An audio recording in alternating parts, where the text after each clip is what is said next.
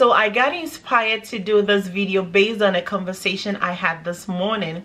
I just got from work to the house, and on my way to the house I got a call from my auntie's friend's daughter who is new in the state. She got here like 3 weeks or a month ago, and she wanted to be a nurse. So her mom took my number from my aunt and she told her to call me so I can tell her how I went through the process of becoming an LPN, or if probably she chooses to be an RN straight away, like I should just walk her through. And whilst I was having the conversation with her on the phone, I had a huge flashback.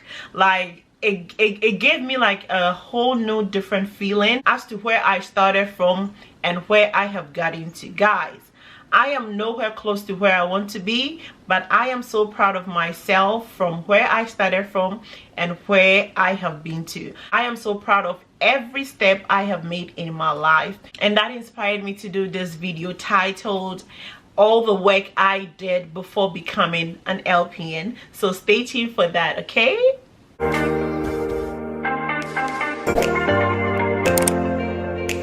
Welcome back once again. If you're new here, thank you so much for clicking on this video to watch. Please do not forget to subscribe to be part of my family. To my returning subscribers, I always say a prayer for you. God bless you, okay, for clicking on the subscribe button and always coming back to watch my video, for liking this video and all my videos, for leaving a comment. Guys, I so much appreciate, and God richly bless you. So to the video.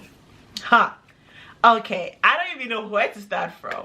Okay, guys, so before I became an LPN, no, let me start it this way. I got into the United States of America in 2013, I think May 2013.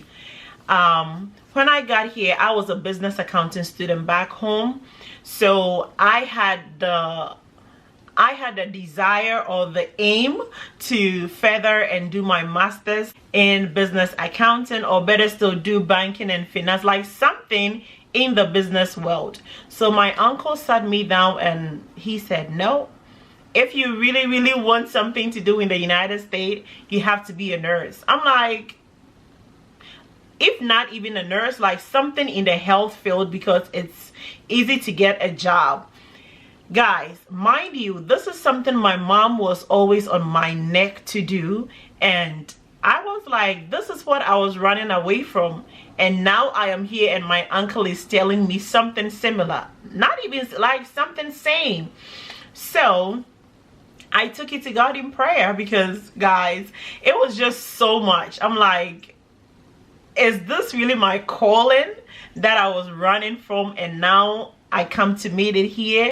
So I took it to God in prayer. I prayed about it, and so I decided to give it a try, but I was going to do it step by step because I did not want to rush into it and regret at the end of it. So I decided to be an HHA, that is a home health aide. Some states call it DCA, that is direct care assistant. Some also call it direct support system or something like that, like so many names for it. So I registered with a school and I took the HHA program. The whole program took me 4 weeks to complete, and they will basically teach you the basic things that you have to do with the residents when you go to their various homes to take care of them, like grooming them, giving them bath, sometimes cooking for them, transferring them from bed to chair, from bed to commode, from commode to the bed, you know, all those basic things. That is what they walk you through. So the program was successful and I was done. Mind you, when I was in school, some of my classmates were talking about applying for the live-in cases. And live-in is basically living in the house of the client that you will be taking care of.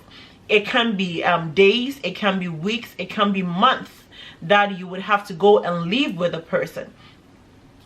And leave out as you go to the person's house for some hours, then you come back to your home.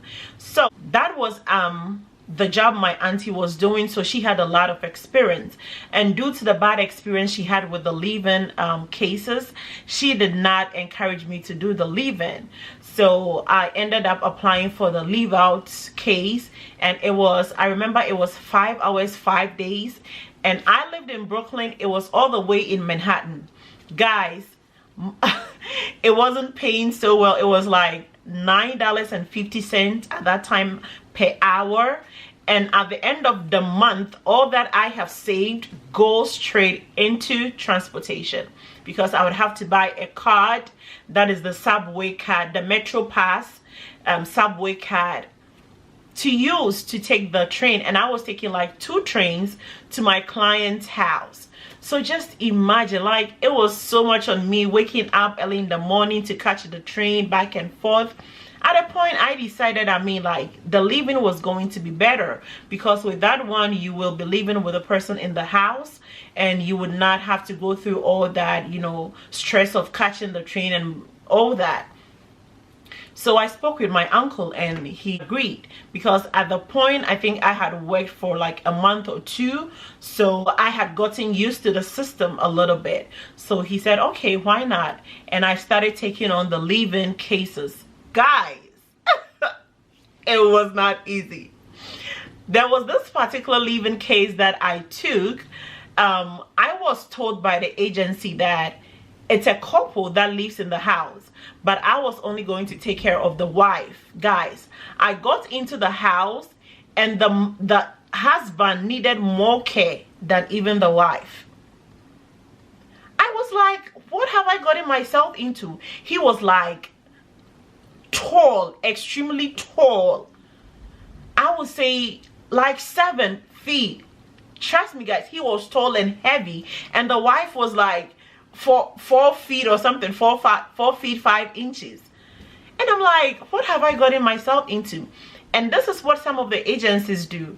The moment you get on the case, they don't have any problem with you, especially if the case is a tough one and they know that you would not like it. If you call them, they are not going to pick it. And that is what they did to me, because when I got there, I wanted to get things clear. I'm like, you told me I'm going to take care of the wife. I came here and the husband is also in a wheelchair. There is no one in the house except me. I met their daughter, and she had to take me around the house, and she left after doing that. And I called the agency. I called them and called them and called them back. No one picked, and I was supposed to stay there for 4 days. And guys, I cannot leave the patient. Like, I cannot abandon them and go. My license will be seized, and guys, I cannot even start to talk about what may happen to me. You know, I just could not do it. So I had to stay there for 4 days, and it was hell. No sleep for 4 days. And after I left, that was it. I did not go back to the agency nor the case. I called them and told them that I cannot do that. And I took on like different living cases. At a point, I had to travel away from Brooklyn. Like, I worked in Long Island, I worked in Queens, I worked in at a point I went to somewhere in New Jersey. Oh my god, oh my goodness, the hassle is real.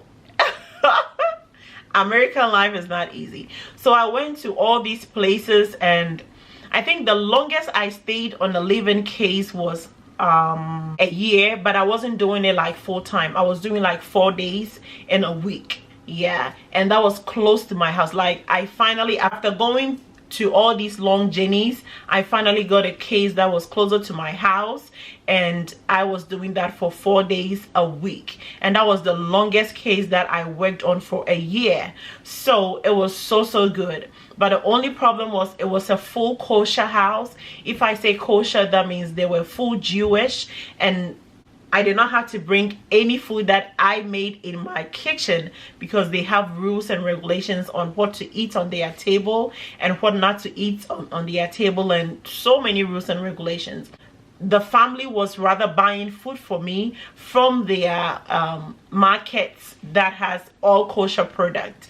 So that was fine though. But guys, they will bring me a menu, and I will say, oh, I want chicken salad, blah blah blah salad, and when it comes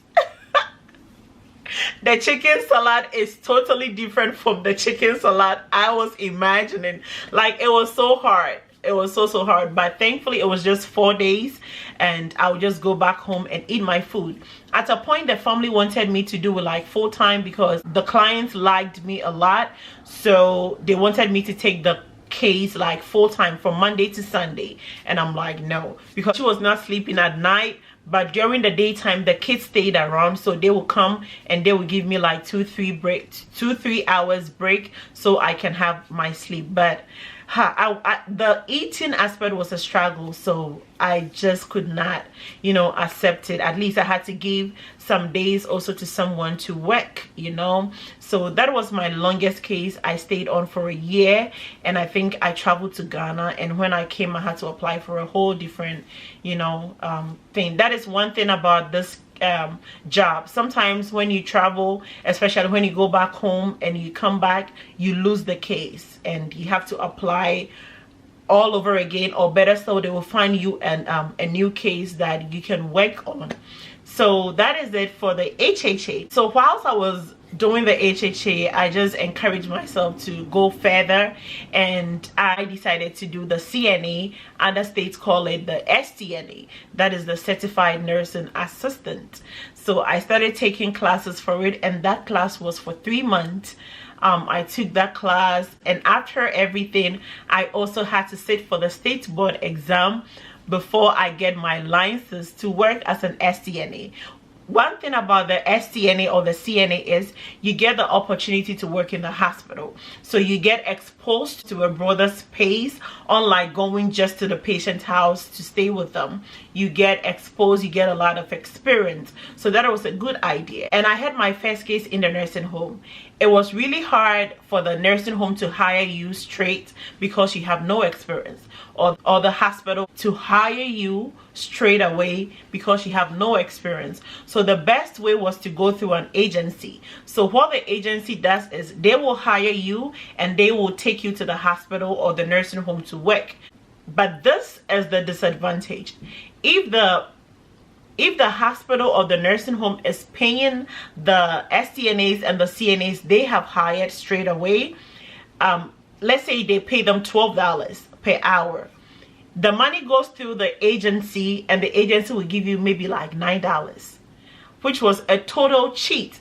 But here is the case, the hospital or the nursing home is saying that you have no experience, so the best thing is to go through an agency and build your experience. And whilst you are in the nursing home or in the hospital, when there is a vacancy, you will be the first person to know, since you are within the facility, and that will be a great opportunity for them to hire you straight. I did that for some time, but it was still hard getting hired with them. We were a bunch of CNAs working there. It was not only me. It was really hard getting into their system, you know, like for them to hire you straight. It was really hard. And yeah, we kept doing it, and it was tough. I remember at a point I was having 15 patients, and here is the case. Out of the 15 patients, 5 people maybe have bath. You have to take them to the shower to have their bath. Maybe 2 have partial bath. But like, oh my God, it was not easy. So I did that for some time, and I finally got this one-on-one case. It was so difficult. I had to go to the hospital to take care of this patient who was a one-to-one. So this is how it works. If a patient is one-to-one, it means that they need more care, but the nurses and the aide in the hospital are limited. They cannot, like, they need someone to stay with the person in the room.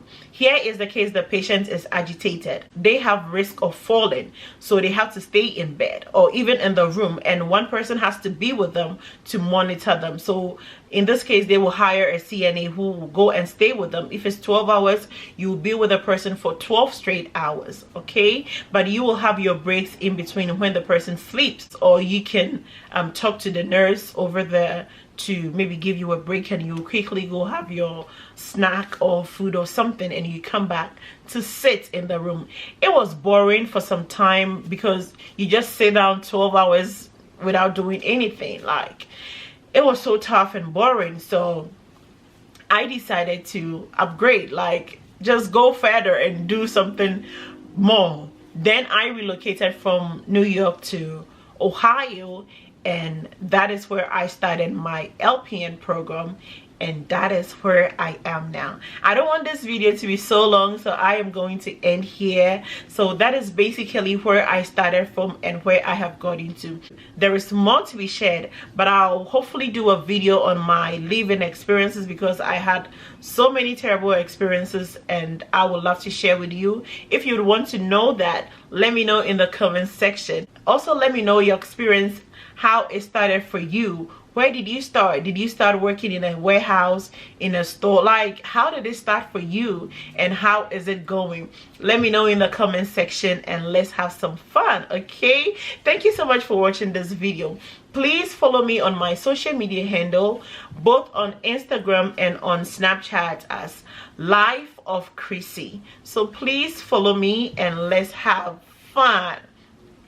Thank you so much for watching till this far. Do not forget to like, comment, and also share this video. Do not also forget to subscribe, and when you do, turn on the post notification bell so you do not miss any video from me. Thank you so much, guys. I am sad to leave, but I will see you in the next video, so stay tuned and God bless you. Please stay safe, and I love you so much. Okay,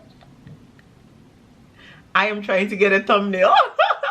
Bye, guys. Mwah.